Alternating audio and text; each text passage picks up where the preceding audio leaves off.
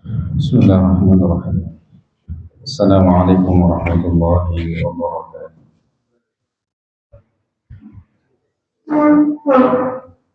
Alhamdulillah nahmaduhu wa nasta'inuhu wa nastaghfiruh wa na'udzu billahi min shururi anfusina wa min sayyiati a'malina. Man yahdihillahu fala mudilla lahu wa man yudlil fala hadiya lahu. Asyhadu an la ilaha illallah wahdahu la syarika lahu وأشهد أن محمدا عبده ورسوله اللهم صل وسلم على نبينا محمد وعلى آله وصحبه أجمعين أما بعد إخوة الإيمان والأخوات أعزني الله وإياكم. Alhamdulillah pada kesempatan sore hari ini kita bisa bertemu kembali untuk melanjutkan kajian rutin kita dari pembahasan syarah kitab tauhid yang ditulis oleh Ustaz kita Ustaz Firanda Hafizahullah Ta'ala. Alhamdulillah pada kesempatan yang lalu kita sudah masuk pada pembahasan syubhat pada bab termasuk kesyirikan beristighotsah kepada selain Allah Ta'ala. Pada bab ini mensyarah juga menjelaskan atau menyebutkan syubhat-syubhat terkait dengan beristighotsah dengan selain Allah, beristighotsah kepada selain Allah. Yang mana ini juga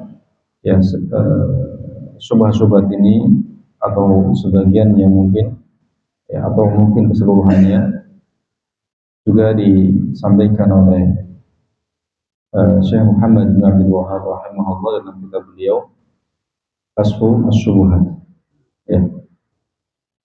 Kashfu Asy-Syubuhat, menyingkap syubhat. Di antaranya syubhat terkait dengan beristighotsah kepada selain Allah atau meminta pertolongan dalam kondisi genting kepada selain Allah dalam perkara yang tidak mampu dilakukan kecuali oleh Allah Azza wa Jalla, atau istighotsah yang tidak memenuhi syarat istighotsah yang mubah kepada makhluk. Istighotsah kepada makhluk yang mubah yaitu pertama dalam perkara yang mampu dilakukan oleh makhluk, yang kedua orang itu masih hidup dan hadir ada di hadapan kita. Maka kita bisa beristighotsah kepada makhluk dalam hal ini, atau meminta pertolongan dalam kondisi genting. Maka selain itu atau istighotsah yang tidak terpenuhi syarat-syarat itu atau hilang salah satunya, maka istighotsah yang dilarang, atau istighotsah yang hukumnya adalah kesyirikan. Pada syubhat yang pertama kita telah sampaikan syubhatnya, yaitu bahwa mereka meyakini meskipun Nabi telah wafat, meskipun Nabi telah meninggal, tapi hakikatnya beliau masih hidup. Sehingga kata mereka boleh-boleh saja datang ke kuburan beliau lalu meminta agar Nabi SAW mendoakan kita. Dan kalau kita baca dari awal sampai akhir syubhat yang ada dijelaskan di sini, maka tidak lepas dari poin ini, poin bahwa hakikatnya orang-orang yang sudah meninggal itu bisa mendengar, berdalil dengan dalil ini, berdalil dengan dalil itu. Kemudian mereka masih hidup, para nabi itu sholat di kuburannya. Kalau begitu boleh meminta doa kepada mereka atau boleh meminta kepada mereka. Tidak lepas dari itu. Jadi kerancuan pemahaman atau kesalahan pemahaman. Maka di sini sangat penting sekali ikhwas sekalian dalam kita memahami sebuah dalil itu dengan pemahaman yang benar.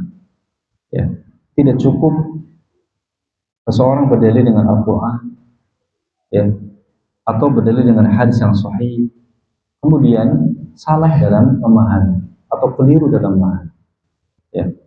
Maka ini juga bisa menjadi sebab kesesatan, penyimpangan, bahkan bisa terjatuh pada penyimpangan yang berupa kesyirikan, kekufuran. Na'udzubillah. Maka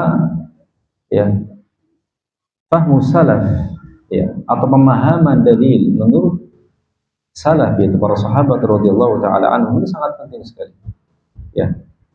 untuk mengikat kita agar tidak keluar dari koridor atau tidak keluar dari syariat, ya, tidak keluar dari pemahaman yang diajarkan oleh Rasulullah Shallallahu Alaihi Wasallam. Ya.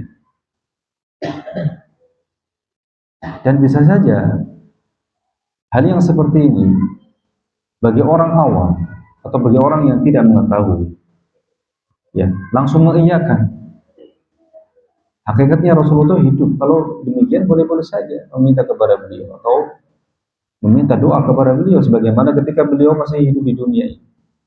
Walaupun mereka meyakini bahwa kehidupan yang dimaksud adalah kehidupan barzakhiyah, ya, bisa jadi demikian. Atau bisa jadi tidak meyakini demikian, tapi kehidupan yang sebenarnya. Tapi mereka dalam waktu yang sama meyakini bahwa Rasulullah telah meninggal, ya, wafat, ya, tanggal 12 Rabiul Awal, gitu kan? Sudah disebutkan juga dalam kitab-kitab tarikh. Artinya mereka meyakini bahwa Rasulullah meninggal, ya. Tapi menurut mereka hakikatnya masih hidup, ya. Dan kita katakan bahwa kehidupan yang dimaksud adalah kehidupan barzakh. Dan kehidupan barzakh berbeda dengan kehidupan dunia, hukumnya berbeda. Ya. Nanti kita akan bahas lebih mendetail lagi tentang syubhat tentang hakikat Nabi masih hidup bagaimana. Ada juga syubhat-syubhat yang lainnya. Ya. Jadi kita katakan bahwa adanya dalil yang menjelaskan atau menyebutkan bahwa Nabi itu hidup. Kita katakan kehidupannya adalah kehidupan barzakhiyah. Apakah kemudian ketika Nabi hidup dengan kehidupan barzakhiyah, kemudian boleh kita meminta kepada Nabi, atau boleh kita meminta kepada Rasulullah agar mendoakan kita kepada Allah? Maka jawabannya tidak. Kenapa? Karena para sahabat tidak pernah memahami dari seperti ini. Ya, para sahabat tidak pernah memahami, ya, dalil tersebut dengan pemahaman seperti ini. Ya. Makanya para sahabat tidak pernah melakukan amalan tersebut, ya, yang datang kepada kubur Nabi Shallallahu Alaihi Wasallam kemudian meminta kepada Nabi agar mendoakan agar turun hujan, misalnya. Ya, ketika terjadi apa? Kemarau panjang. Ya. Yang ada adalah para sahabat datang kepada Al-Abbas. Ya, ketika itu di zaman Khalifah Umar bin Khattab. Datang kepada datang kepada Al-Abbas, yaitu paman Nabi, salah seorang paman Nabi sallallahu alaihi wasallam yang masih hidup ketika itu. Datang kepada orang yang masih hidup karena meminta doa atau bertawasul dengan doa seorang muslim itu hanya berlaku ketika dia masih hidup. Ketika sudah meninggal, ya sudah, terputus amalnya. Ya, terputus apa? Amalnya. Jadi harus dikembalikan, apakah para sahabat memahami dalil demikian? Yang kedua, apakah para sahabat mengamalkan yang seperti itu? Karena barometer kita dalam beragama adalah mereka para sahabat. Alaikum sunnati wa sunnati khulafair rasyidin mahdiyyin min ba'd. Ya. Ini sangat penting sekali, ya, untuk menjaga kemurnian Islam, ya, kebersihan Islam, kemurnian Islam dari noda-noda kesyirikan, noda bid'ah, noda maksiat. Ya. Jadi pemahaman yang seperti itu adalah pemahaman yang batil, karena tidak pernah dipahami oleh para sahabat radhiyallahu taala anhum. Ya.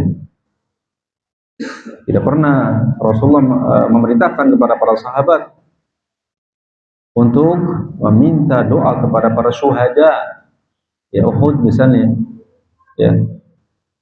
Yang ada adalah justru Rasulullah memerintahkan kepada orang-orang yang masih hidup untuk memintakan ampun untuk mereka, untuk memintakan ampun untuk para syuhada, bukan meminta doa mereka dengan alasan para syuhada itu hakikatnya hidup dengan dalil wala tahsabanna alladziina qutilu fi sabilillahi amwata bal ahya'un 'inda rabbihim yurzaqun.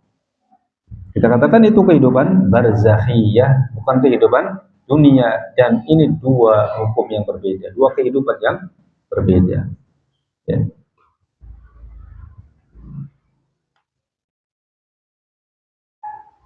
Jelas ini ya, syubhat yang pertama.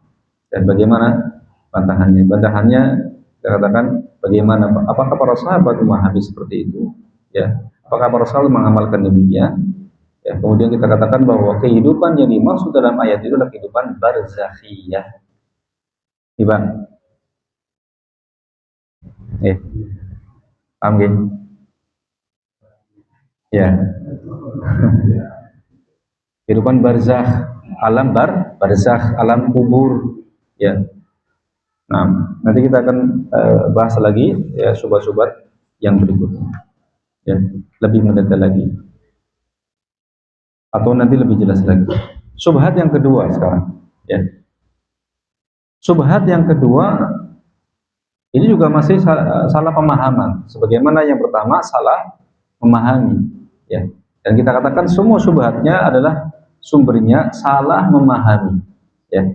Pemahaman yang salah terkait firman Allah surat An-Nisa ayat 64. Ya, kalau syubhat yang pertama, ya, surat Ali Imran ayat 169, ya, dan Al-Baqarah ayat 154 tentang kehidupan para syuhada di alam barzakh. Adapun syubhat yang kedua, ini pemahaman yang keliru terkait firman Allah dalam surat An-Nisa ayat 64. Allah berfirman, "Wa ma arsalna mir rasulin illa liyuta'a bi idznillah.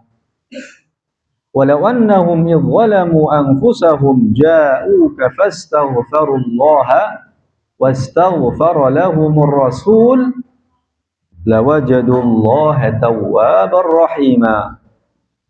Yang artinya, dan kami tidak mengutus seseorang rasul atau seorang rasul melainkan untuk ditaati dengan izin Allah. Ya. Kewajiban untuk mentaati Rasul.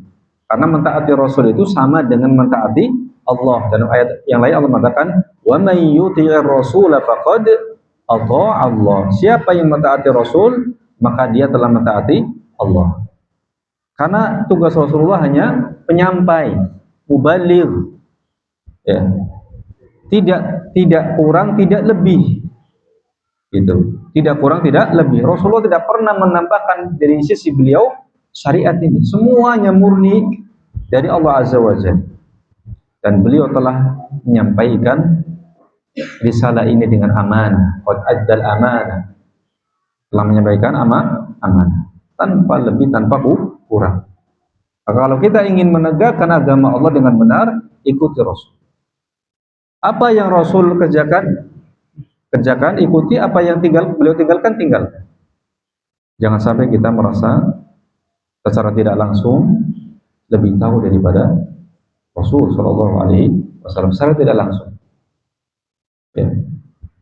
Orang-orang yang terjatuh dalam perkara bid'ah secara tidak langsung itu mengklaim mengetahui atau lebih tahu daripada Rasulullah Shallallahu Alaihi Wasallam secara tidak langsung, walaupun mungkin tidak berniat demikian. Ya. Ya. Walau annahum idzalamu anfusahum, sesungguhnya jikalau mereka ketika menganiaya dirinya datang kepadamu, itu berbuat zalim. Seandainya mereka ketika berbuat zalim menganiaya diri mereka datang kepadamu, ya, itu datang kepada Rasulullah sallallahu alaihi wasallam, fastaghfirullah, lalu kemudian mereka memohon ampun kepada Allah, wastaghfara lahumur rasul, dan Rasul pun memohonkan ampun untuk mereka. Nah, ini yang menjadi syahid. Dan Rasul pun memohonkan ampun untuk mereka, lawajadullaha tawwabar rahima, tentulah mereka mendapati Allah itu maha penerima tobat lagi maha penyayang. Yang kita garis bawahi adalah perkataan atau firman Allah Azza wa Jalla, wastaghfara lahumur rasul, dan Rasul memohonkan ampun untuk mereka. Nah ini, ya. Bagaimana mereka memahami ayat ini? Mereka memahami ayat ini bahwa anjuran dalam ayat ini adalah umum, yaitu ketika seseorang berbuat dosa, menganiaya dirinya sendiri, ya, maka syaratnya untuk bertobat adalah datang kepada Rasul, ya, datang kepada siapa?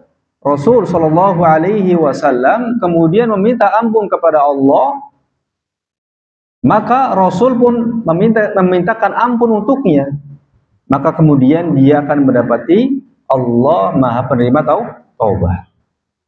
Mereka memaknai ayat ini umum, baik ketika Rasulullah masih hidup ataupun sudah wafat. Ya. Jadi kalau kita ingin tobat, kata mereka, ya datang kepada Rasul. Ya. Datang kepada Rasul. Ya. Di kuburannya. Ya, makanya mereka adalah orang yang paling bersemangat untuk ziarah kubur Nabi. Ya. Bukan untuk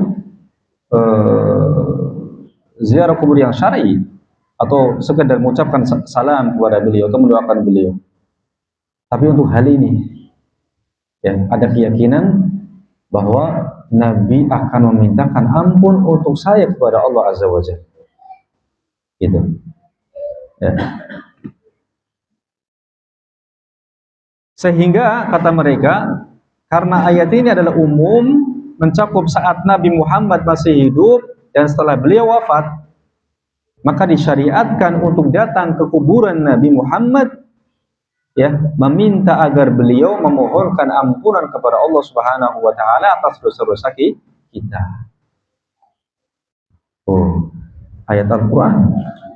Astaghfirullah wastaghfara lahumur rasul. Ya. Kalau kita nggak tahu tafsirnya atau makna yang sebenarnya dari ayat ini berbahaya. Ya. Tidakkah kita sadar ya kawan sekalian? Khawarij, Murji'ah, ya, Mu'tazilah, itu banyak berdalil dengan ayat Al-Quran untuk membenarkan penyimpangan mereka. Dan ini kita harus sadar, kita harus betul-betul paham. Tidak semua yang berdalil dengan Al-Quran dan juga hadis yang sahih benar di dalam memahaminya. Ini penting sekali. Ya. Jadi jangan tertipu. Ya. Kita harus merujuk kembali kepada hulu daripada agama ini, itu para sahabat. Ya. Dari mana kita tahu pemahaman di para sahabat itu? Ya turun-temurun dari sanad, karena Islam datang kepada kita dengan sanad. Ya. Dan Allah Azza wa Jalla jaga sanad ini, dan itu adalah perwujudan dari firman Allah Azza wa Jalla, inna nahnu nazzalna dzikra wa inna lahu lahafizun. Dan sesungguhnya kamilah yang telah menurunkan az-zikra, yaitu Al-Quran, yang sesungguhnya kami yang akan menjaganya. Dan di antara bentuk penjagaan terhadap Al-Quran adalah penjagaan terhadap sunnah, terhadap hadis, sebagai penafsir, sebagai penjelas daripada sesuatu yang global daripada Al-Quran dan seterusnya. Ya. Hanya nggak bisa dipisahkan Al-Quran dengan hadis, itu nggak bisa. Al-Quran dengan sunnah nggak bisa. Alkitab dengan sunnah nggak bisa dipisahkan. Maka jelas sekali kesesatan, penyimpangan orang-orang yang mengklaim diri dengan Al-Quraniyun. Apa? Al-Quraniyun. Mereka, kata mereka, kami hanya mengambil dari Al-Quran. Adapun hadis, maka bisa ada yang dhaif, ada yang maudhu, ada yang munkar, repot-repot begitu. Maka yang sudah jelas-jelas saja Al-Quran saja. Wah, ini bahaya ini. Ini akidah kekufuran. Ya. Na'udzubillah.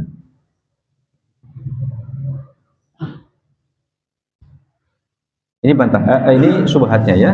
Subhatnya mereka memahami bahwa ayat ini umum ya ketika Nabi masih hidup ataupun ketika sudah wafat. Sehingga ya boleh-boleh saja atau bahkan disyariatkan, kata mereka, ya, disyariatkan agar kita diterima taubatnya oleh Allah Azza wa Jalla, atau agar kita mendapatkan taubat dari Allah, pengampunan dari Allah, ya, maka datang ke kuburan Nabi, ya, meminta kepada Nabi agar Nabi memohonkan ampun kepada Allah Azza wa Jalla untuk kita. Maka kita akan mendapatkan ampunan dari Allah Azza wa Jalla. Itu keyakinan mereka. Dengan dalil apa? Ayat ini.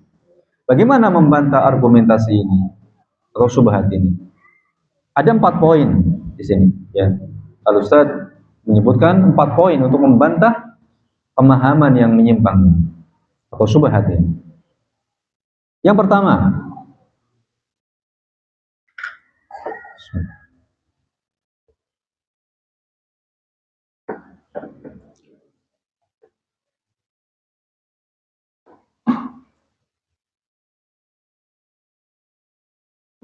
bahwa ayat ini berlaku untuk kejadian khusus dan tidak dikiaskan serta diberlakukan secara umum. Bahwa ayat ini berlaku untuk kejadian khusus dan tidak dianalogikan atau dikiaskan serta diberlakukan secara umum. Ya, kita katakan pertama demikian. Ya. Jadi ngerti Pak, ya. An-Nisa ayat 64. Bagaimana kita memahami dengan benar ayat ini? Ya. Bahwa ayat ini berlaku untuk kejadian khusus dan tidak dikiaskan ya serta diberlakukan secara umum.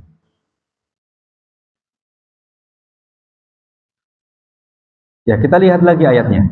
Ya. Di sini ayat ini menyebutkan bahwa syarat diterimanya tobat adalah dengan datang kepada Nabi Muhammad SAW agar ya beliau memohonkan ampun kepada Allah Subhanahu wa taala. Ya. Ini kita dapat demikian. Walau annahum idzalamu anfusahum ja'uk. Ya. Kalau seandainya mereka menzalimi diri-diri mereka, ketika mereka menzalimi diri-diri mereka, mereka datang kepadamu. Lalu mereka memohon ampun kepada Allah. Berarti ayat ini memberikan penjelasan kepada kita bahwa syarat seseorang untuk bertaubat kepada Allah Subhanahu wa taala adalah harus datang dulu kepada Rasulullah sallallahu alaihi wasallam. Kemudian baru mereka meminta ampun kepada Allah dan Rasulullah sallallahu alaihi wasallam akan memintakan ampun untuk mereka. Ya. Kita lihat bagaimana kehidupan nyata para sahabat radhiyallahu taala anhum. Kalau seandainya ini sifatnya adalah apa? Umum. Berarti ya. Ya. Maaf. Saya biasa kalau ngajar di kelas itu kalau ada rame-rame itu perhatikan. Ya. Maksudnya begini. Ya. Kalau seandainya ayat ini dibawa kepada umum pada semua kasus, ya, bukan hanya kasus tertentu saja, maka syarat untuk bertaubat adalah harus datang kepada Nabi Shallallahu Alaihi Wasallam, kemudian minta ampun kepada Allah. Rasulullah akan mintakan ampun untuknya, lalu kemudian dia mendapatkan ampunan dari Allah Subhanahu wa taala. Ini kalau dibawa kepada umum. Dan kita katakan tadi bahwa ayat ini berlaku untuk kejadian khusus dan tidak bisa dianalogikan atau dikiaskan serta diberlakukan secara umum. Kalau ini diberlakukan secara umum, mestinya para sahabat ketika mereka berbuat dosa, berbuat zalim, menzalimi diri mereka, mereka akan datang kepada kuburan Nabi Shallallahu Alaihi Wasallam. Tapi nyatanya ketika mereka berbuat dosa, ya, tidak para sahabat tidak datang kepada Nabi Shallallahu Alaihi Wasallam kecuali pada kasus khusus tertentu. Ya. Bahkan ketika ada sahabat yang bernama Ma'iz bin Malik radhiyallahu anhu, Ma'iz bin Malik radhiyallahu anhu, yang mana beliau mengaku di hadapan Nabi beliau berzina. Beliau apa? Berzina. Dan beliau sudah menikah. dan beliau merasa tidak tenang, ingin disucikan apa? Dosanya. Maka datang kepada Nabi, ya Rasulullah, sucikan aku. Kata Rasulullah, celaka engkau, kembali beristighfar dan bertobatlah kepada Allah. Mundur beberapa langkah, datang lagi, ya Rasulullah, sucikan aku. Celaka engkau, kembali beristighfar dan bertobatlah kepada Allah. Mundur lagi. Beberapa lama kemudian datang lagi, ya Rasulullah, sucikan aku. Celaka engkau, kembali beristighfar dan bertobatlah kepada Allah. Mundur lagi. Sampai kali yang keempat, ya Rasulullah, sucikan aku. Baru yang kali keempat Rasul bertanya, kusucikan engkau dari apa? Artinya di sini, ikhwah, ya. Kalau seandainya ada seorang sahabat yang berzina, ya, kemudian dia bertaubat, antara diri dia dengan Allah Azza wa Jalla, sudah cukup. Sudah apa? Sudah cukup. Tidak perlu datang kepada Rasulullah Shallallahu Alaihi Wasallam. Itu.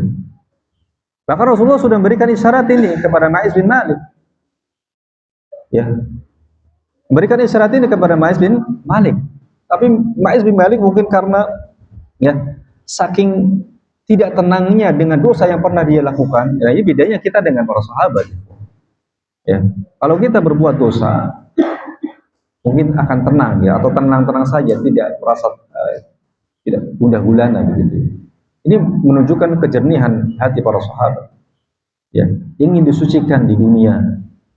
Gitu. Walaupun seandainya dia bertobat antara dirinya dengan Allah Azza wa Jalla, itu sudah akan diterima taubatnya oleh Allah Azza wa Jalla. Tapi dia kekeh itu apa? Itu bahasa Sunda ya. Teguh pendirian, kekeh, tetap sampai 4 kali, sampai akhirnya Rasulullah nanya, kusucikan kau dari apa? Dari zina, kata Ma'iz. Apakah Rasulullah langsung percaya? Enggak. Ya. Apakah dia sadar dengan ucapannya? Apakah dia habis minum khamr? Kemudian salah seorang sahabat membaui mulutnya, atau dia membaui mulutnya, ternyata tidak didapati bau khamr. Nah, setelah itu baru Rasulullah, ya, kalau sudah seperti itu, ya, tidak ada pilihan bagi Rasulullah SAW kecuali menegakkan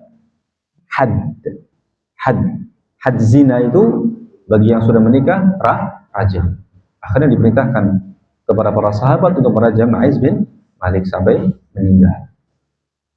Ya. Jadi kita dapati ternyata sikap para sahabat, ya, adalah mereka tidak memenuhi syarat tersebut dalam taubat. Ya. Tidak selalu datang kepada Nabi Shallallahu Alaihi Wasallam untuk apa? Bertaubat. Salah satu contohnya atau dalilnya adalah kasus Ma'iz bin Malik ini.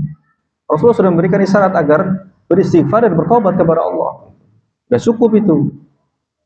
Ya.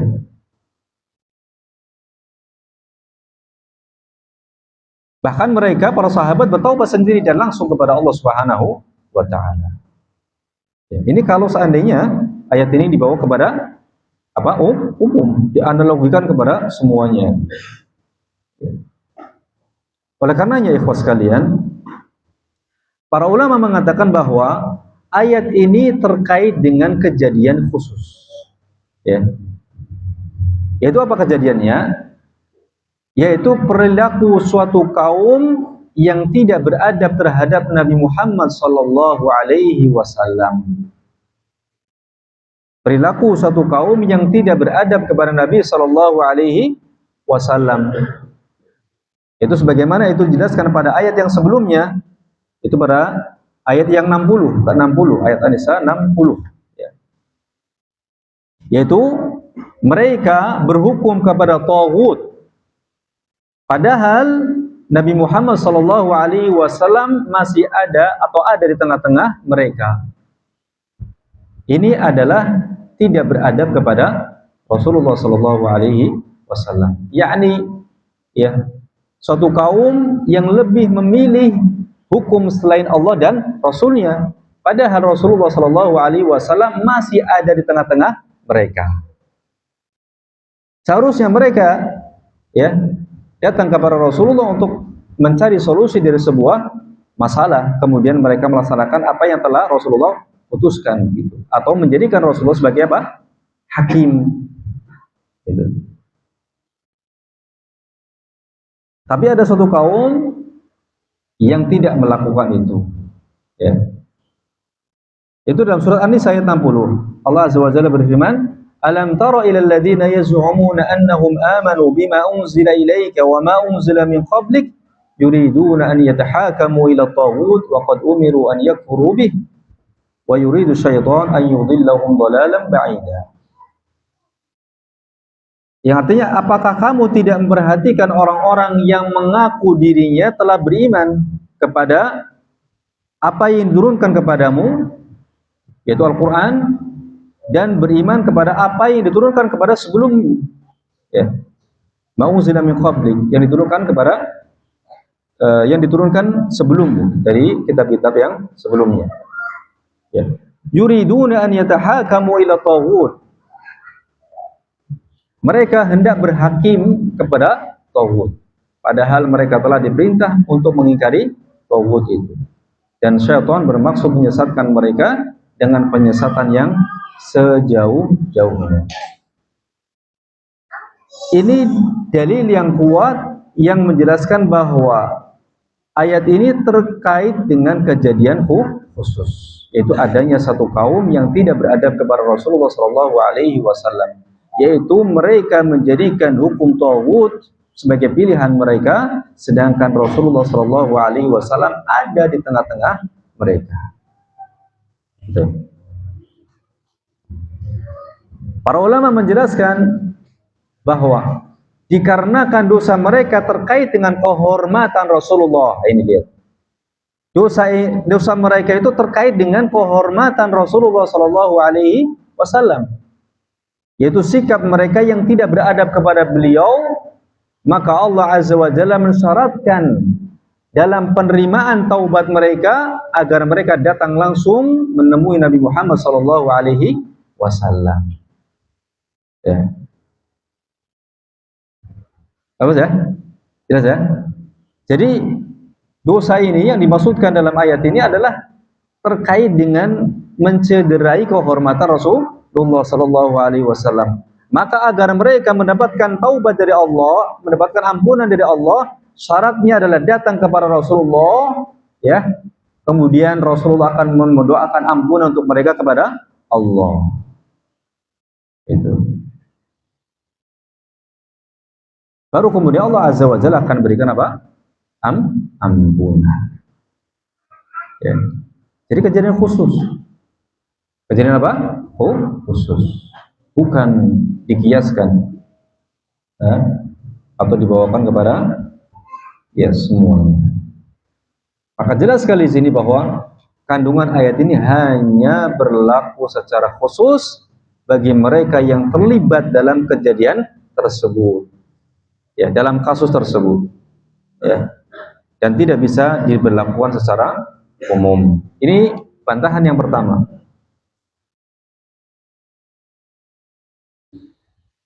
Bantahan yang kedua,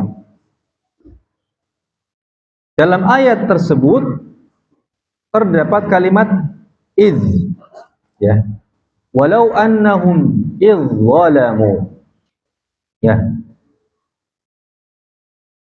sesungguhnya sekiranya mereka ketika, nah di sini idz itu biasanya diartikan dengan ketika, ya. Sesungguhnya jika mereka ketika menganiaya dirinya datang kepadamu, ya. Yang menunjukkan bahwa idz ini ya kejadian yang telah berlalu, ketika ya, ketahuan apa? Kejadian telah lalu. Dan di sini Allah Azza wa Jalla tidak menggunakan lafaz idza. Tidak menggunakan lafaz idza. Yang mana idza ini menunjukkan kejadian yang berulang-ulang dan kontinu. Kalau seandainya lafaznya adalah walau annahum idza zalamu, idza zalamu anfusahum ja'u. Kalau seandainya sekiranya mereka jika mendolimi diri mereka, kalau jika berarti apa? Menunjukkan sesuatu yang berulang-ulang dan kontinu. Tapi di sini datang dengan lafaz id, ketika. Berarti masanya sudah lampau, sudah terjadi. Idzalamu anfusahum. Ya.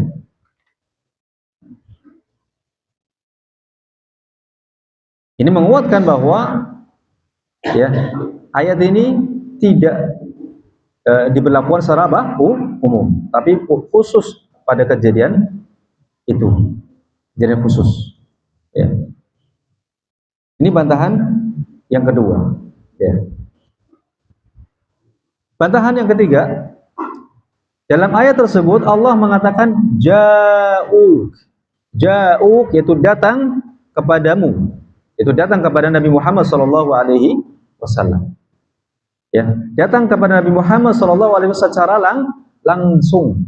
Ya. Yang mana ini menunjukkan ya, datangnya mereka kepada Rasulullah sallallahu alaihi wasallam adalah ketika Rasulullah masih apa? Hidup. Masih apa? Hidup. Ya. Kalau seandainya datang kepada Rasulullah sallallahu alaihi wasallam adalah ketika setelah beliau wafat, maka mestinya datang dengan redaksi ja'u ila qabrik misalnya. Ja'u ila qabrika, mereka datang kepada kuburanmu. Ya. Kalimat ja'u, mereka datang kepadamu secara langsung menunjukkan ya datangnya mereka itu ketika Rasulullah sallallahu alaihi wasallam masih hidup. Ya.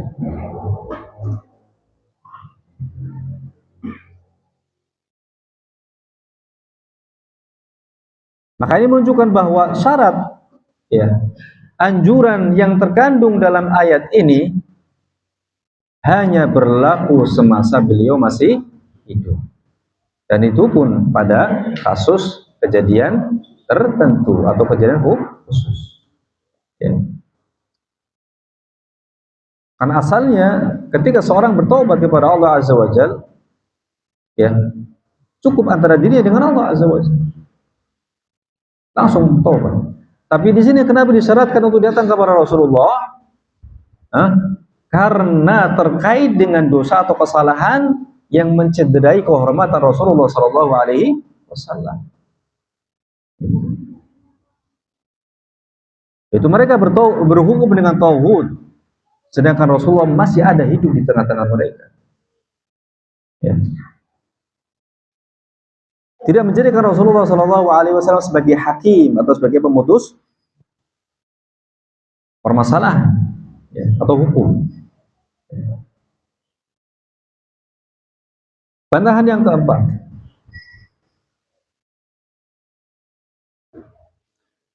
dalam ayat tersebut Allah mengungkapkan mereka, kata mereka itu dengan dhamir atau kata ganti. Walau annahum, di sini. Walau annahum.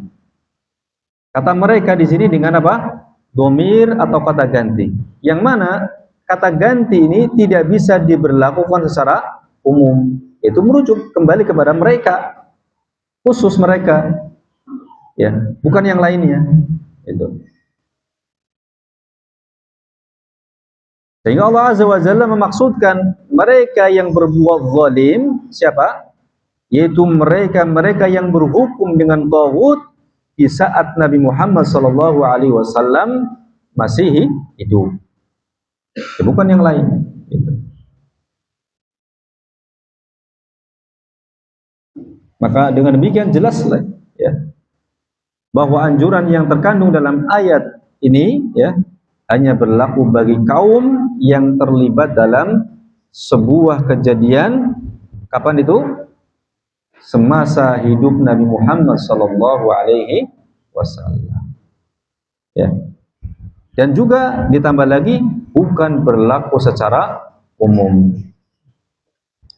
Pada kejadian khusus ya, pada kejadian khusus bukan kejadian umum, kemudian dilakukan di masa Nabi masih hidup.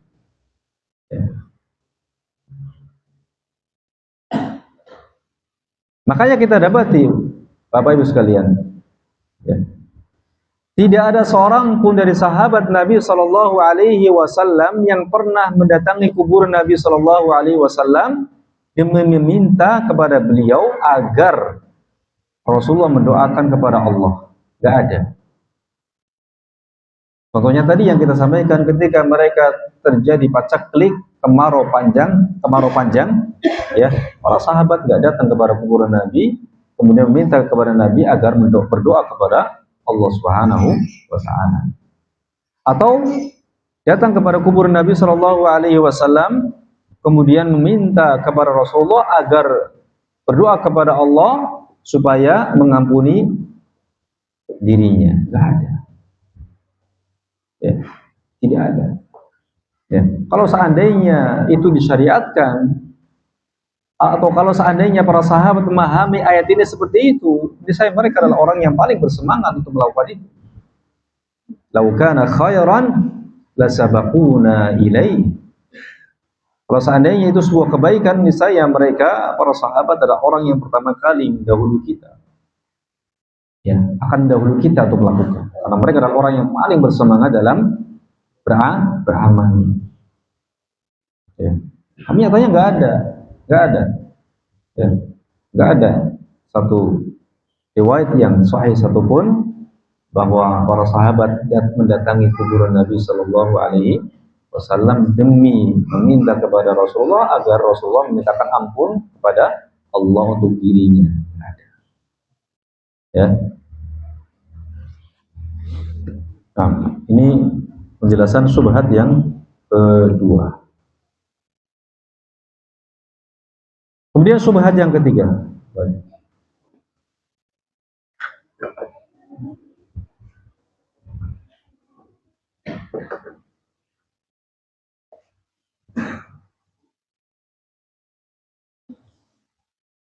Nah, syubhat yang pertama dan kedua terkait dengan ayat, ya, ayat Al-Quran. Selain mereka berdalil dengan ayat-ayat Al-Quran, mereka juga berdalil dengan hadis-hadis Nabi Muhammad SAW atau hadis-hadis Nabi, ya, dan bahkan derajatnya sahih, ya. Apa derajatnya? Apa? Sahih, ya. Jadi apapun itu, ikhwan, ya, mereka para pelaku penyimpangan, ya, mereka dengan apapun untuk melegalkan penyimpangan mereka akan melakukan apapun, kedustaan bahkan, ya. Kalau enggak mendapati dalil sahih, maka mereka akan membuat dalil, hadis maudhu, atau mereka akan mengambil hadis yang mungkar, matruk, dan seterusnya, ya. Kalau ada yang sahih, diambil dulu yang sahih biar subhatnya kuat. Oh, hadisnya sahih, Bukhari, Muslim, ini lebih kuat. Tapi kalau hadisnya dhaif, ini dhaif jelas, ya. Apalagi mungkar, matruk, mau apalagi maudhu, ya sudah. Kalau sudah maudhu, ini hadisnya maudhu nggak bisa dijadikan sebagai hujjah. Tapi kalau hadisnya sahih, ini, ya, bagi orang awam, ya, bagi masyarakat, ya, kaum muslimin secara umum yang tidak memahami akan tertipu, ya. Itu diantaranya hadis yang berbunyi al-anbiya'u ahya'un fi quburihim yusallun. Al-anbiya'u ahya'un fi quburihim yusallun. Hadis riwayat Al-Bazzar dan dinyatakan oleh Syekh, dinyatakan sahih oleh Syekh Al-Albani rahimahullah. Baik. Dan juga baik, al-anbiya ahya'un fi quburihim yusallun. Para nabi itu hidup dalam kuburan mereka dalam keadaan mengerjakan salat. Dan juga sabda beliau, marartu ala Musa lailata usriya bi 'indal katsibil ahmar wa huwa qa'imun yusalli fi qabri. Ini hadisnya riwayat Muslim, ya. Aku melewati Nabi Musa pada malam Isra pada malam aku diisrakan, itu Isra Mi'raj ya. Pada malam Isra di Al-Katsibil Ahmar, sementara beliau alaihi salam, yaitu Nabi Musa, sedang salat di kuburnya. Ya. Mereka mengatakan, ya, orang-orang yang melegalkan istighosah dengan selain Allah atau kepada selain Allah mengatakan bahwa jika para nabi itu masih hidup, bahkan mereka masih sholat, maka tentu diperbolehkan untuk meminta didoakan kepada mereka. Ya, sebagaimana ketika mereka masih hidup, para nabi masih hidup atau Rasul masih hidup, boleh kita meminta doa kepada beliau. Dan itu tidak syak, tidak diragukan lagi kebolehannya. Ya. Dan itu dilakukan oleh para sahabat. Ketika beliau masih hidup, mereka datang kepada Rasulullah meminta apa? Didoakan. Itu tidak dilakukan lagi kebenaran yang sudah. Ya, tapi ketika sudah wafat tidak ada. Ya. Dan mereka mengatakan Rasulullah masih hidup, kalau masih hidup berarti boleh meminta doa kepada beliau sallallahu alaihi wasallam. Ya. Baik. Syubhat ini bisa dibantah dengan beberapa poin. Yang pertama, bahwa kehidupan tersebut adalah kehidupan alam barzakh yang berbeda dengan kehidupan alam dunia. Sebagaimana sudah kita sampaikan sebelumnya. Bahwa kehidupan yang dimaksud dalam hadis tersebut adalah kehidupan alam barzakh yang mana berbeda dengan kehidupan alam dunia. Ya. Itu bantahan yang pertama. Ya. Bantahan yang kedua, bahwa sholat yang mereka lakukan bukanlah karena beban taklif. Beban taklif sebagaimana ketika di dunia. Kalau ketika di dunia para nabi dan rasul itu sholat itu karena mukallaf, karena itu tugas, kewajiban, ya. Tugas kewajiban, tidak pernah gugur pada siapapun termasuk para nabi dan rasul. Adapun sholat mereka di kuburan itu bukan karena beban taklif atau beban kewajiban. Ya. Lalu apa? Mereka melakukan sholat, ya, karena apa? Karena merasakan kelezatan dengan sholat tersebut. Ya, karena mereka merasakan kelezatan dengan sholat tersebut. Ya. Sebagaimana tasbih yang dilakukan oleh para penduduk surga demi merasakan kelezatannya. Sebagaimana para penduduk surga itu diilhamkan kepada mereka untuk bertasbih dan bertahmid. Sebagaimana seseorang bernafas, gitu. Ya, sebagaimana orang apa? Bernafas. Diilhamkan oleh Allah Azza wa Jalla. Dan itu merupakan kelezatan, kenikmatan para penduduk surga. Pun demikian para nabi di kuburan mereka di alam barzakh mereka sholat. Ya. Saking sholat itu adalah sebuah kelezatan, kenikmatan. Ya. Rasulullah Shallallahu Alaihi Wasallam bersabda tentang hal ini, ya'kulu ahlul jannati fiha wa yashrabun wa la yatamakhatun wa la yataghawwatun wa la yamulun. Yang sudah adzan dah. Ya, adzan. Lagi syubhat yang ketiga sudah kita cukupkan, ya. Nabi Muhammad sallallahu alaihi wasallam bersabda, ya'kulu ahlul jannati fiha wa yashrabun wa la yatamakhatun wa la yataghawwatun wa la yabulun. Penghuni surga makan dan minum, namun mereka tidak beringus. Ya, tidak buang air besar, tidak buang air kecil. Wa yakunu ta'amuhum dzalika jushan. Dan makanan mereka menjadi sendawa.